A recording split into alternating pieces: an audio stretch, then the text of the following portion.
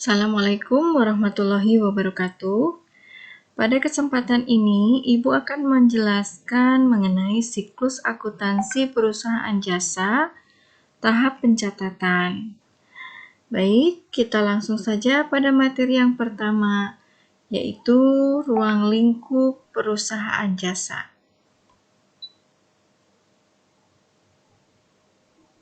Materi 1. Siklus akuntansi perusahaan jasa, tahap pencatatan. A. Pengertian dan ciri-ciri perusahaan jasa.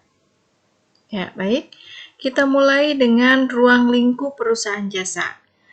Perusahaan jasa adalah perusahaan yang kegiatannya memberikan jasa berupa pelayanan kepada konsumen. Lalu, ciri-ciri perusahaan jasa antara lain sebagai berikut. Yang pertama, kegiatan usahanya berupa pelayanan dengan menerima balas jasa. Jadi, kegiatan perusahaan jasa di sini adalah memberikan pelayanan kepada konsumen dengan berbagai bidang. Bisa Ibu sebutkan contohnya, misalnya pada bidang persewaan, itu contoh usahanya seperti sewa mobil atau sewa gedung pertokoan. Nah, kalau di bidang komunikasi, itu bisa jenis usahanya seperti surat kabar, telepon, atau televisi. Lalu, misalnya di bidang pelayanan, jenis usahanya seperti salon kecantikan, bengkel, biro perjalanan, penjahit, biro iklan, fotografer, wedding organizer, dan lain-lain. Masih banyak lagi contoh usaha perusahaan jasa ya, bentuk-bentuk pelayanannya. Seperti kalau misalnya di bidang profesi, akuntan, lalu konsultan pajak, notaris. Nah, itu juga termasuk ke dalam kegiatan usaha berupa pelayanan, ya, masuk ke dalam perusahaan jasa. Baik, yang kedua yaitu pembelian barang oleh perusahaan jasa atau bahan habis pakai, perlengkapan dan peralatan tidak untuk diolah atau dijual kembali, tetapi untuk memberikan pelayanan kepada pemakai jasa. Kita ambil contoh misalnya di salon, untuk memberikan pelayanan kepada konsumen, kita ambil contoh misalnya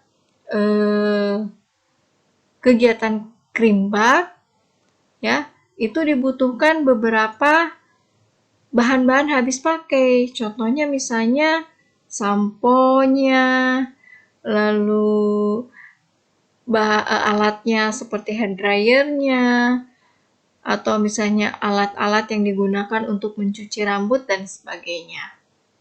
Jadi, peralatan, perlengkapan atau bahan habis pakainya itu dibeli oleh perusahaan jasa bukan untuk dijual lagi, tetapi untuk melengkapi pelayanan terhadap konsumennya.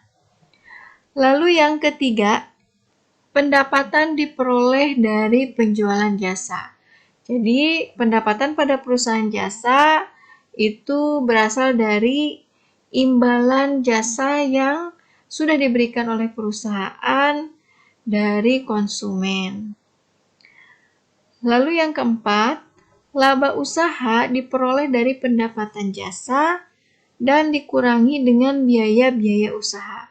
Jadi laba yang didapatkan oleh perusahaan jasa itu berasal dari pendapatan atas imbalan jasa yang sudah diberikan dari konsumen dengan dikurangi biaya-biaya usaha seperti misalnya tadi pembelian bahan habis pakai, perlengkapan, dan peralatan. Begitu. Baik, selanjutnya. D. Sumber pencatatan.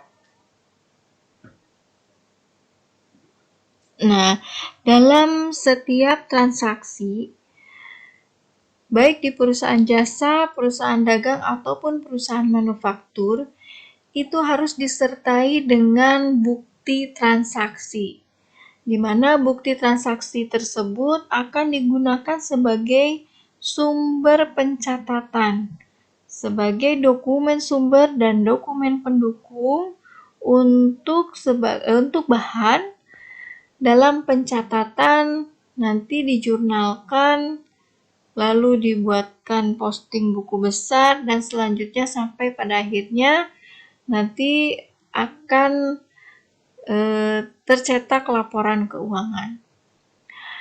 Baik, setiap transaksi keuangan mengakibatkan perubahan posisi keuangan. Nah, oleh karena itu, setiap ada transaksi itu harus disertai dengan bukti-bukti pencatatannya. Nah, adapun macam-macam bukti pencatatan yang digunakan dalam perusahaan jasa yaitu diantaranya sebagai berikut. Yang pertama adalah kwitansi, di mana kwitansi adalah bukti transaksi penerimaan uang untuk pembayaran sesuatu. Nah, bentuk dari bukti transaksi berupa kwitansi ini seperti ini. Di dalamnya ada nomor, lalu telah terima dari, lalu uang sejumlah, di sini nanti dicantumkan jumlah uangnya, berapa yang diterima, lalu ada keterangan untuk pembayaran apa, uang tersebut atau transaksi tersebut. Kemudian di sini dituliskan nominal dari uang yang diterima. Nah, di sebelah kanan di sini diisi dengan tempat terjadinya transaksi dan tanggal terjadinya transaksi, lalu ditandatangani oleh pihak yang menerima uang. Baik, kita lanjutkan dengan sumber pencatatan yang kedua, yaitu cek.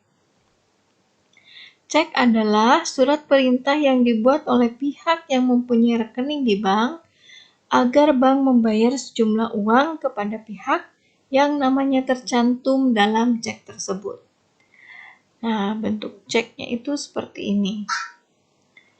Jadi, di sini ada nomor cek, lalu atas penyerahan cek ini bayarlah kepada, nanti tercantum namanya siapa atau pembawa cek tersebut, ya. Lalu ada keterangan uang sejumlah berapa yang nanti harus diberikan kepada orang yang tercantum dalam cek ini, ya.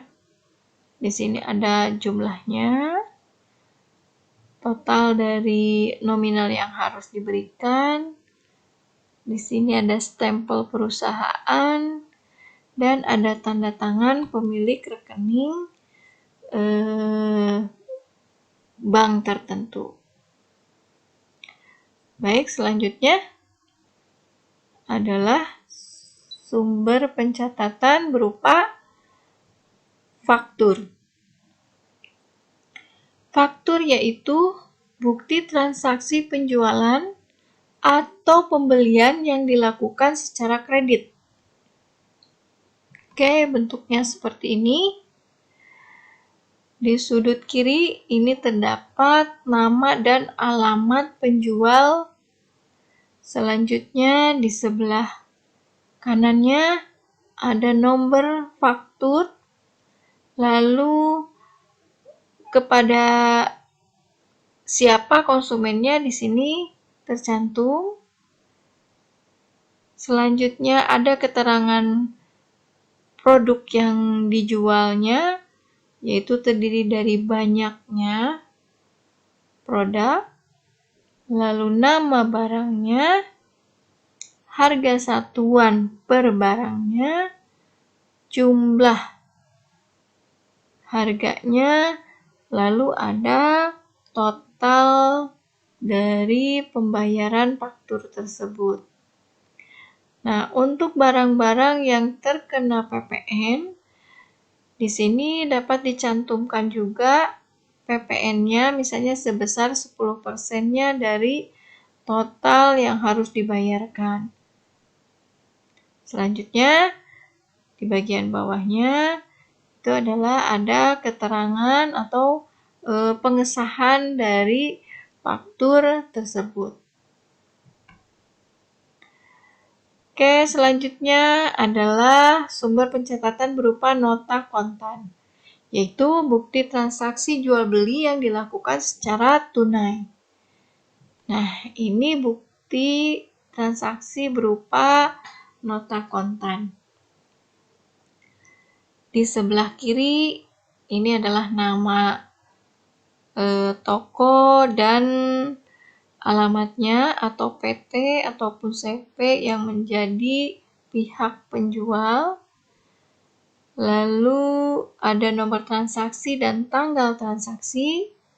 Selanjutnya ada keterangan barang yang dijual belikan. Ada total yang harus dibayarkan. Lalu ada bagian penglegalan lah ya, atau pengesahan, yaitu tanda tangan bagian pembukuan dan bagian penjualan. Selanjutnya, sumber pencatatan yang kelima yaitu nota kredit. Di mana nota kredit itu adalah bukti transaksi penerimaan kembali barang yang telah dijual secara kredit atau disebut dengan retur penjualan. Nah, ini bentuk dari nota kredit. Jadi nota kredit ini digunakan apabila ada barang yang sudah dibeli dan ternyata barang tersebut tidak sesuai dengan pesanan, atau misalnya ada sebagian dari barang yang dibeli atau yang dijual tersebut rusak, maka untuk pengembalian barang tersebut, bukti transaksinya itu yaitu berupa nota kredit. Nah, di sini ada nama dan alamat pembeli, lalu ada tempat transaksi, tanggal transaksi, dan nota kredit tersebut itu ditujukan kepada toko sebagai penjual. Nah, di sini ada keterangannya, diterima kembali 2 buah papan tulis putih karena rusak seharga 36.000. Nah, di sini keterangannya jumlah dari barang yang dikembalikan dan harga dari barang yang dikembalikan tersebut. Sehingga nanti diharapkan rekening ini akan telah dikredit. Oke, selanjutnya sumber pencatatan yang keenam, yaitu berupa nota debit. Nah, nota debit di sini ini sama dengan bukti transaksi penjualan atau pembelian yang dilakukan secara kredit dan sama retur juga. Hanya di sini berarti retur namanya retur pembelian. Retur pembelian di sini adalah bukti transaksinya berupa nota debit yang dikirimkan oleh pembeli kepada penjual. Kalau tadi retur penjualan itu dari penjual terhadap pembeli. Nah, kalau nota debit ini dari pembeli terhadap penjual, di mana sama-sama melakukan retur pembelian ataupun retur penjualan. Ya, baik anak-anakku, itulah penjelasan Ibu mengenai ruang lingkup akuntansi perusahaan jasa dan dokumen-dokumen atau sumber-sumber pencatatan yang digunakan dalam